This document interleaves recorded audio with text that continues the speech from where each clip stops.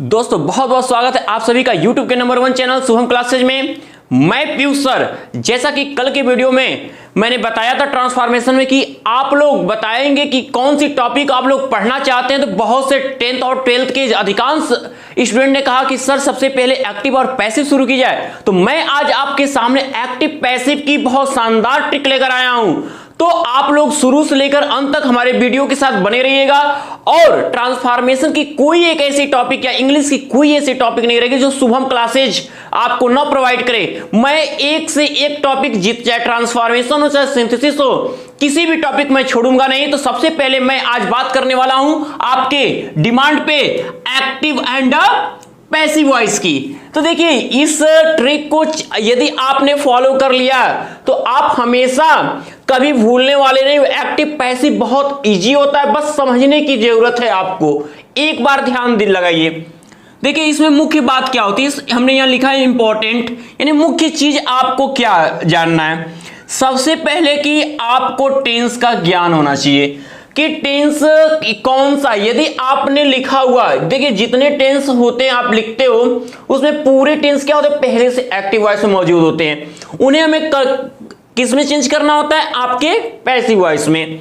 अब क्या है आपका कि ये टेंस का ज्ञान, यानी दूसरा है सेंटेंस की पहचान। यदि आपने टेंस को तो पहचान लिया, अब सेंटेंस हमारा अफर्मेटिव में है कि निगेटिव है कि इंट्रोगेटिव।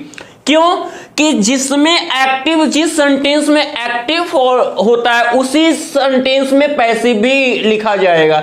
ये नहीं कि अगर आपका एक्टिव जो अफर्मेटिव में है और तो आप पैसिव को क्या है, निगेटिव कर दोगे। अगर आपका एक्टिव क्या है, अगर इंट्रोगेटिव में है तो पैसिव इंट्रोगेटिव में होगा, निगेटिव में है तो पैसिव निगेटिव में होगा, अफर्मेटिव में है तो अफर्मेटिव में होगा। अब ये तीसरी टॉपिक की कि सब्जेक्ट ऑब्जेक्ट की पहचान। पहले तो आप ये जान लेना कि उसमें सब्जेक्ट कौन है, ऑब्जेक्ट कौन है, क्योंकि पूरी पैसिव आपकी इसी पे डिपेंड करती है, क्योंकि इन्हीं का चेंजिंग तो है, बस यही है पैसिव। अब आप ये भी जान लो नोट कि निम्न 4 टेंसेज की पैसिव नहीं बनती है, पैसिव वॉइस नहीं बनती है। यानी आपके कुल मिलाकर 3 टेंस होते हैं। 3 टेंस के क्या होते हैं, 4 भाग होते हैं। Present indefinite, past indefinite, future indefinite, present continuous, past continuous, future continuous, present perfect, past perfect, future perfect, present perfect continuous, past perfect continuous, future perfect continuous. यानी आपके कितने 4 × 3 12 टेंस आपके हुए, उनमें से 4 टेंस की पैसिव नहीं बनेगी। किनकी, आपके तीनों टेंस के परफेक्ट कंटीन्यूअस, यानी present perfect continuous, past perfect continuous, future perfect continuous, और साथ में चौथा नंबर का आपका फ्यूचर कंटीन्यूअस की पैसिव नहीं। फ्यूचर में फ्यूचर के दोनों कंटीन्यूअस की पैसिव नहीं बनेगी, परफेक्ट कंटीन्यूअस और फ्यूचर कंटीन्यूअस में की। अब देखिए, अब हम यहां पर लाए आपके सामने, अब एक्टिव पैसिव आपको तैयार करना है। पहले टेंस की पहचान, फिर सेंटेंस की पहचान, फिर सब्जेक्ट ऑब्जेक्ट की पहचान। एक्टिव इतना ही ट्रिक जो किस पर है, बेस्ड ऑन रूल्स, आपके नियम पे ही आधारित ये रूल है। पहले देखिए एक्टिव में आपको 3 चीज आप बच्चों ध्यान देना। एकदम बहुत ही इजी तरीका है, जिसको टेंस अगर भूल भी गया होगा, इस तरीके को अगर अपनाएगा तो सेंटेंस तो उसके पेपर में होगा, बस उसे देखना है और उसको क्या करना है, वैसे ही ले जाके रख देना है और कुछ मत करना। ज्यादा काम करोगे, ज्यादा माइंड भी अगर लोग लगा देते हैं तो उसमें भी फेल हो जाते हैं। तो आप बस इस ट्रिक को समझिए। क्या है कि जो आप देख रहे हो एक्टिव की जगह मैंने लिखा है सब्जेक्ट वर्ब ऑब्जेक्ट। अब ये किसे चेंज किस में करना, में पैसिव में। अब क्या करेंगे कि इस सब्जेक्ट जो है वो कहां, अब देख रहे हो कहां सब्जेक्ट किस किस जगह दिख रहा है, ऑब्जेक्ट की जगह, और जो ऑब्जेक्ट यहां का था कहां दिख रहा है, सब्जेक्ट की जगह। यानी इससे क्या आपको मिला कि एक्टिव से पैसिव में जब बदलते हैं तो हम सब्जेक्ट को ऑब्जेक्ट बना देते हैं, यानी ये सब्जेक्ट जाकर यहां ऑब्जेक्ट हो जाता है। अगर ये यहां पर ही है तो यहां पर ही का ऑब्जेक्ट हिम होगा, सी है तो यहां पे ऑब्जेक्ट हर होगा, दे है तो यहां देम होगा, आई है तो यहां मी हो जाएगा। समझ में आया। लेकिन अगर कोई नाम है तो वो नाम सीधे चला जाएगा। जैसे राम है तो राम है, सीता है तो सीता है, जय है तो जय है। तो इस तरह से आपका ये ऑब्जेक्ट का यानी स्थान जो सब्जेक्ट का वो ऑब्जेक्ट का होगा। अब जो यहां का ऑब्जेक्ट होगा वो आप कहां चला आएगा, सब्जेक्ट के स्थान पर यहां चला आएगा। तुरंत उसको उठा के यहां से कर दोगे। तो अगर उस समय यहां पे हिम है तो आपने जैसे ही ऑब्जेक्ट बनता है तो हिम होता है, वैसे हिम सब्जेक्ट बनेगा तो ही हो जाएगा। आप पर्सन टेबल में सब्जेक्ट किसका, सब्जेक्ट ऑब्जेक्ट क्या होता है मैंने बताया हुआ है, उसको तो आप क्लियर किए होगे। टेंस नहीं आ रहा है तो पर्सन तो क्लियर है आपका, इतना तो बहुत क्लियर होगा आपका। अब क्या करते हैं, ये यहां उठा के लिख दिए, इसको यहां उठा के लिख दिए। अब क्या हो, जो ये वर्ब है बस वो अपनी जगह पे रहेगा। बस होगा क्या, चाहे उसमें आईएनजी जुड़ा हो, चाहे यस या ईएस हो, चाहे सेकेंड फॉर्म हो, वर्ब किसी फॉर्म में हो, वर्ब चाहे वो किसी फॉर्म में हो, पैसिव में हमेशा थर्ड फॉर्म लिखा जाएगा। अगर गोइंग यहां पर है तो भी गॉन होगा, वेंट है तो भी गॉन होगा, गोज है तो भी गॉन होगा, गो है तो भी गॉन होगा। यानी पैसिव में always third form main verb का प्रयोग करेंगे। बस आपका एक्टिव पैसिव खत्म। अब कहोगे सर इतना इजी ट्रिक, एग्जांपल ले लो, वो भी हम दे देते हैं। रूल को ध्यान दे लो, ये 3 रूल बस याद कर लो कि सब्जेक्ट को का क्या होता है, ऑब्जेक्ट में परिवर्तन हो जाता है, ऑब्जेक्ट का सब्जेक्ट में परिवर्तन हो जाता है, और हमेशा वर्ब का थर्ड फॉर्म प्रयोग किया जाता है। एक चीज और ध्यान देना कि जब ये सब्जेक्ट ऑब्जेक्ट के जगह जाता है तो प्रायः करके प्रीपोजिशन बाई का प्रयोग करते हैं उसके ठीक पहले। प्रायः प्रीपोजिशन बाई यानी कि बहुत ऐसे कंडीशन है जहां पर प्रीपोजिशन बाई न लगकर विथ, इन, टू, एट भी लगता है।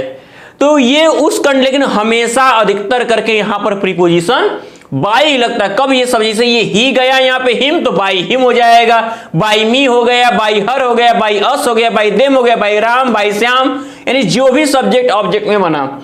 लेकिन ये यहां आएगा तो आप यहां पर बाई मत कर देना, बस ये यहां जाएगा तो इसके ठीक पहले बाई होगा। और एक्टिव में हेल्पिंग वर्ब हो या न हो, पैसिव में जो यहां सब्जेक्ट बन गया है यहां ऑब्जेक्ट सब्जेक्ट के रूप में बनेगा और सब्जेक्ट किस रूप में, ऑब्जेक्ट के रूप में, और यहां पर आपका हेल्पिंग वर्ब जरूर होगा, ये याद रहे। इंट्रोगेटिव होगा तो हेल्पिंग वर्ब आपके पहले भी आता है। तो यानी जैसा सेंटेंस एक्टिव करेगा वैसा सेंटेंस आपको फॉलो करना है, किसका, पैसिव का भी। ओके, तो देखिए हम एग्जांपल देख लेते हैं। एक आपका एग्जांपल के तौर पे हम यहां पर लिखते हैं, देखिएगा, ही राइट्स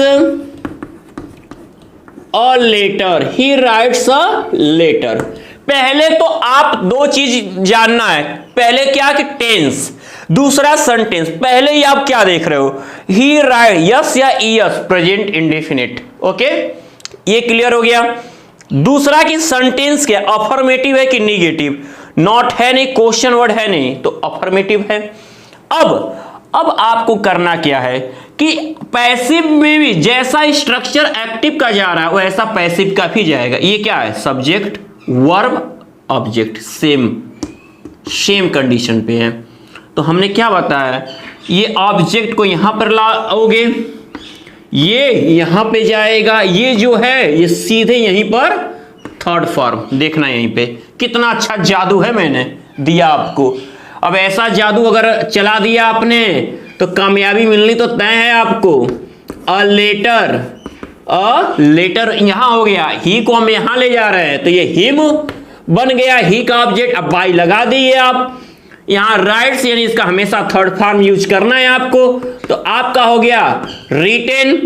अब यहां पर हमने कहा है कि हेल्पिंग वर्ब जरूर प्रयोग करेंगे, सब्जेक्ट बन, जब ऑब्जेक्ट सब्जेक्ट बना है तो उसका हेल्पिंग वर्ब। तो ये टेंस पे डिपेंड करता है कि हमने कहा ना कि पहले टेंस की पहचान, क्यों ये रूल याद हो रहा है तो इसके बाद बस आपको करना क्या, किस टेंस के पैसिव में सहायक क्रिया क्या लगती है, हेल्पिंग वर्ब क्या लगता है, वही आप बस याद रखना है और कुछ नहीं रटना। ये तो याद हो गया कि सब्जेक्ट को ऑब्जेक्ट में, ऑब्जेक्ट को सब्जेक्ट में, और मेन वर्ब का थर्ड फॉर्म लगाते हैं और जब सब्जेक्ट को ऑब्जेक्ट बनाते हैं तो उसके पहले प्राय बाई का प्रीपोजिशन बाई लगाते हैं। अब हमें क्या करना, हर टेंस के पैसिव में हेल्पिंग वर्ब याद रखना। अभी मैं आपको वो टेबल बना के दे देता हूं, आप याद कर रट जाइएगा कि किस टेंस के पैसिव में क्या है, और उसका भी हेल्पिंग वर्ब याद करने का भी एक आसान ट्रिक मैं दूंगा। बहुत इजी पैसिव है, आज तक ऐसी पैसिव तो आपको शायद मिली हो। अब यहां पर ये प्रेजेंट इंडेफिनिट है, देखिएगा जब प्रेजेंट इंडेफिनिट होता है तो उसमें हेल्पिंग वर्ब जो है कॉन्टिन्यूअस की लगती है, चाहे वो तीनों टेंसों में। अगर इंडेफिनिट है तो उनके कॉन्टिन्यूअस की पैसिव में हेल्पिंग वर्ब, प्रेजेंट इंडेफिनिट है तो प्रेजेंट कॉन्टिन्यूअस का हेल्पिंग वर्ब क्या होता है, इज एम आर। तो यानी कि आप क्या कर लोगे, यहां इसके साथ बताओ इज लगेगा कि एम की आर, एम आई के साथ आर बहुवचन के साथ, तो और लेटर के साथ इज, बन गया हमारा पैसिव क्या कि a letter is written by him, a letter is written by him. ये रहा आपका एक्टिव से पैसिव बना। और भी एग्जांपल मैं आपके सामने दे रहा हूं, उसके पहले मैं आपको एक्टिव से पैसिव में हेल्पिंग वर्ब क्या होते हैं वो मैं आपको नोट करा रहा हूं। तो अब ये बात करते हैं आपके जो, जैसा कि मैंने अभी बताया कि टेंसेज, किस टेंस के पैसिव में हम हेल्पिंग वर्ब क्या लगाएंगे, तो उसका ये टेबल आपके सामने यहां पर मैंने प्रेजेंट किया हुआ है। अब आप क्या देख रहे हो कि आप जैसा कि 4 टेंस के पैसिव बनते नहीं, बचे आपके 8 टेंस यहां पे है। तो ये जान लो अब वो ट्रिक क्या है जो मैं आपको बता रहा हूं हेल्पिंग वर्ब याद करने की। आप बस याद रख लो कि किसी भी इंडेफिनिट टेंस का पैसिव बनाओगे तो उसी टेंस के कॉन्टिन्यूअस का हेल्पिंग वर्ब जो होगा वो उसके पैसिव में यूज किया जाएगा। जैसे कि आपका अगर प्रेजेंट इंडेफिनिट है, टेंस हमारा जो एक्टिव वॉइस है अगर वो प्रेजेंट इंडेफिनिट में है, तो जब उसके पैसिव आप बनाओगे तो जो आपका वो सहायक क्रिया होगा वो प्रेजेंट कॉन्टिन्यूअस का यूज कर लोगे। ये याद करने के लिए मैं बता रहा हूं, ये कोई रूल लिखित नहीं है, मैं आपको इजी, आपके माइंड को पूरी तरह से मैं समझाऊं, आप किस तरह समझ सकते हो।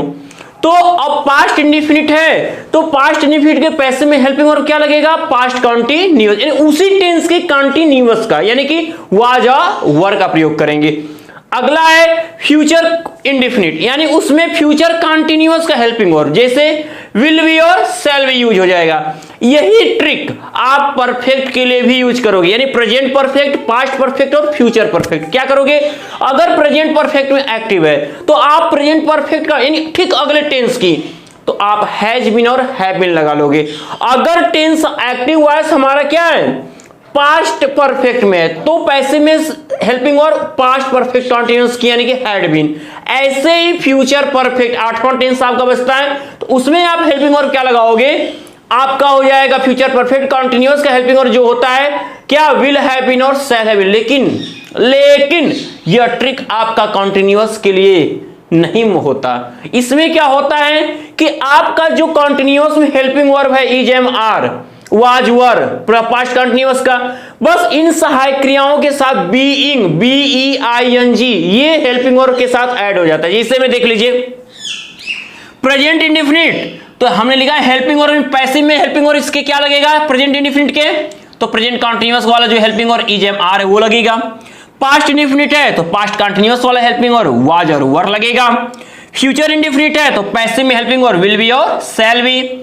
अब जो प्रेजेंट और पास्ट कॉन्टिन्यूअस है मैंने यहां मेंशन किया कि जो इज एम आर है वो तो लगना ही है, उस प्लस बीइंग ऐड, यानी is being, am being, are being, ये हेल्पिंग वर्ब बन जाएगा। ऐसे ही पास्ट कॉन्टिन्यूअस का वाज बीइंग, वर बीइंग बन जाएगा, यानी वही कॉन्टिन्यूअस में सहायक क्रियाएं वही रहेंगी, बस बीइंग ऐड हो जाता है। अब चलिए बात करते हैं, परफेक्ट टेंस है तो परफेक्ट कॉन्टिन्यूअस की सहायक क्रियाएं लगेंगी, प्रेजेंट परफेक्ट है तो प्रेजेंट परफेक्ट कॉन्टिन्यूअस की सहायक क्रिया लग जाएगी, पैसिव में हैज बीन, हैव बीन। उसी प्रकार पास्ट परफेक्ट है तो पास्ट परफेक्ट कॉन्टिन्यूअस की हैड बीन लग जाएगी। वैसे ही फ्यूचर परफेक्ट है तो फ्यूचर परफेक्ट कॉन्टिन्यूअस की विल हैव बीन और शैल हैव बीन यूज हो जाएगी। आया समझ में आपके। अब देखिए चलिए हम एग्जांपल देख लेते हैं। एक चीज और आप याद कुछ इसमें देख रहे हो कि नहीं, कि क्या इसमें जो इज एम आर है वाज और क्या होता है, बी वर्ब का ही रूप होता है। अब वी यहां भी लगा है, बी यहां भी है, बी ने यहां भी, इसका मतलब क्या है, पैसिव में जो सहायक क्रिया लगती है वो बी वर्ब के बिना नहीं बनाई जा सकती। ये कोई आपको याद नहीं दिलाया होगा, मैं याद दिला दूं कि पैसिव की जो सहायक क्रिया बनती है वो बी वर्ब के बिना नहीं हो सकती। बी वर्ब में 5 सहायक क्रियाएं is, am, are, was, were. और बी वर्ब का आप जानते हो एक मेन वर्ब है बी, वाज, बीन। हाँ चलिए, अब he is praising me, he is praising me. अब पहले आपको हमने इंपॉर्टेंट बताया, पहले टेंस पहचान लो, इज है और आईएनजी है। क्लियर है कि प्रेजेंट कॉन्टिन्यूअस। इसका मतलब ये क्लियर कर लो कि आप सहायक क्रिया अब क्या लगे, बाकी से मतलब आपका खत्म। क्योंकि आपको याद हो चुका है कि सब्जेक्ट को उठा के ऑब्जेक्ट की जगह करना, ऑब्जेक्ट को सब्जेक्ट की जगह लाना और वर्ब का थर्ड फॉर्म करना, ये याद हो चुका है। तो अब आप याद टेंस पहचान के बस सहायक क्रिया याद रखोगे, यानी प्रेजेंट कॉन्टिन्यूअस को ये शो कर रहा है तो प्रेजेंट कॉन्टिन्यूअस में वही सहायक क्रिया रहेगी, बस बीइंग ऐड। यानी कि अब यहां पे या तो इज बीइंग होगा, या तो आई एम बीइंग होगा, या तो आर बीइंग होगा। कब? वो यहां पर बनने वाले सब्जेक्ट पे डिपेंड करेगा। तो देखिए ये सब्जेक्ट, तो यहां सब्जेक्ट कौन होगा, ये सब्जेक्ट तो चला जाएगा ऑब्जेक्ट की जगह पे, तो ही यहां जाएगा तो हिम होगा और बाई से जोड़ लेंगे।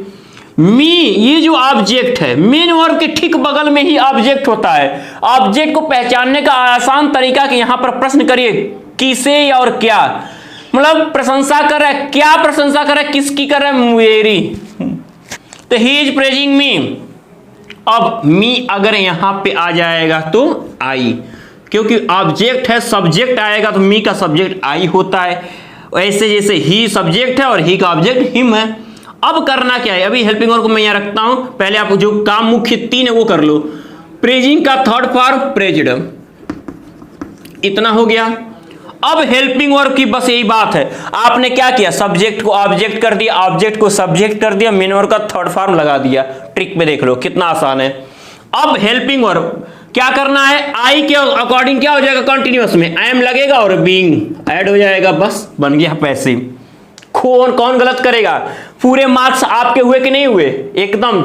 चाहे आप यहां से लेकर वहां तक कहीं पर एक्टिव पैसिव की बात करें, पूरे हर एग्जाम्स को आप पूरी तरह से एकदम क्लियर कर सकते हो इसके द्वारा। Will they finish the work, interrogative में एक्टिव, तो पैसिव भी इंट्रोगेटिव में बनेगा। अगर ये हेल्पिंग वर्ब से शुरू है तो पैसिव भी हेल्पिंग वर्ब से। तो पैसिव वर्ब में हेल्पिंग वर्ब क्या लगेगा, वो यहां आने वाले सब्जेक्ट पे डिपेंड करेगा। तो पहले हम वो 3 काम कर लें, सब्जेक्ट को ऑब्जेक्ट, ऑब्जेक्ट को सब्जेक्ट और मेन वर्ब का थर्ड, फिर चलते हैं आगे। तो यहां पे आ जाएगा आपका द वर्क, इसके जगह यहां पे आ जाएगा बाई, दे का object by them, question mark तो होगा ही। अब इसका थर्ड फॉर्म क्या होगा, फिनिश्ड। अब ये फ्यूचर इंडेफिनिट है, तो फ्यूचर इंडेफिनिट में helping verb will be, shall be. यानी कि अब जब ये याद रखिएगा, इंट्रोगेटिव में जब मिक्स करके हेल्पिंग यानी जोड़ के हेल्पिंग वर्ब बनता है, तो जो मेन हेल्पिंग वर्ब आता है वो सब्जेक्ट के पहले और जुड़ा हुआ सब्जेक्ट के बाद, तो विल बी होगा। तो विल को सब्जेक्ट के पहले और बी को सब्जेक्ट के बाद लिख देंगे। तो विल, बाकी काम वही हुआ है, सब्जेक्ट को ऑब्जेक्ट, ऑब्जेक्ट को सब्जेक्ट, मेन वर्ब का थर्ड फॉर्म। ओके, आगे बात कर लेते हैं। अब ये लिखा है कि ही गेव मी अ रूपी, ये देखिए बहुत शानदार, इसमें 2 ऑब्जेक्ट है, क्या दिया और रूपी, किसे दिया, मुझे दिया, दोनों ऑब्जेक्ट है। और डायरेक्ट और इनडायरेक्ट ऑब्जेक्ट, यानी कि अब याद रखिएगा जो क्या से प्रश्न करने पे आता है वो क्या होता है, डायरेक्ट ऑब्जेक्ट, और हमेशा वो किसी निर्जीव चीज को बताएगा। जो किसे से प्रश्न करके आता है वो इनडायरेक्ट ऑब्जेक्ट होता है, वो हमेशा किसी सजीव व्यक्ति को बताएगा। तो हम किसी एक को ऑब्जेक्ट बना सकते हैं। हम चलिए ले लेते हैं ऑब्जेक्ट किसको, और रूपी को ले लेते हैं। तो यहां और रूपी और रुपए, अब यहां पर ये अपने स्थान पर रहेगा, ये सब्जेक्ट का मेन और का सेकेंड फॉर्म, इसका मतलब किसमें होता है, पास्ट इंडेफिनिट, हेल्पिंग और वाज या वर। तो ये और रूपी सिंगुलर है तो वाज। अब सब्जेक्ट हो गया, हेल्पिंग और मेन वर्ब, तो हमें पैसे में हमेशा आपको यूज करना है थर्ड फॉर्म। मी बचा हुआ है गिवन टू मी, अब क्या हो जाएगा, ही चला गया ऑब्जेक्ट बन के, बाई हिम फुल स्टॉप। या आप इसको मी को लोगे तो ऐसे लिख दोगे, ये भी हो सकता है आपका मी आएगा सब्जेक्ट के रूप में, तो क्या आ जाएगा आई। अब आई के साथ पैसिव में हेल्पिंग वर्ब, पास्ट इंडेफिनिट का वाज वर्ब, आई के साथ was, I was main verb का थर्ड वर्ब गिवन मी, क्या रहा ये कार्य, क्या रह गया आपका, और रूपी, गिवन अ रूपी, गिवन अ रूपी, सब्जेक्ट को ऑब्जेक्ट की जगह कर दो, बाई हिम। यही है आपका एक्टिव से पैसिव में परिवर्तन। अब आपको मैं अपने इस एक्टिव पैसिव के पार्ट 2 में जो बहुत इंपॉर्टेंट कुछ चेंजेज होते हैं, जैसे कि आपके कहां पर बाई नहीं लगेगा, कब वहां विथ हो जाता है, कब एट हो जाता है, कब इन हो जाता है, कब ऑब्जेक्ट को हम वहां लगाते ही नहीं है सब्जेक्ट की जगह, तो ये तो आपका मेन आपका ये है, वो आपका जो कुछ विशेष परिवर्तन है। तो मैं अगले वीडियो में आपको एक्टिव पैसिव के विशेष परिवर्तन के, जिसमें हु की चेंजिंग, समवन की चेंजिंग इत्यादि जो होंगे, जो भी बचा हुआ सब कुछ मैं प्रोवाइड करने वाला हूं। तो आगे की वीडियो के लिए आप तैयार रहिए। आगे की वीडियो इससे और शानदार आने वाली है, क्योंकि बहुत ज्यादा उसके आने की संभावना होती है, क्योंकि बेसिक तो आपके माइंड में सेट हो चुका है। मैं जान गया कि एक ही वीडियो में आप सेट हो गए। तो यदि आज की ये वीडियो आपको बहुत पसंद आई हो तो इसे आप लाइक और शेयर कर दीजिए, और जिस भी लोगों ने अभी हमारे इस शुभम क्लासेस के चैनल को सब्सक्राइब नहीं किया हुआ है, वो जल्द से जल्द इस हमारे शुभम क्लासेस के चैनल को सब्सक्राइब कर लें, ताकि आगे की वीडियो उनको मिल सके। तब तक के लिए गुड लक माय डियर्स, जय हिंद, जय भारत।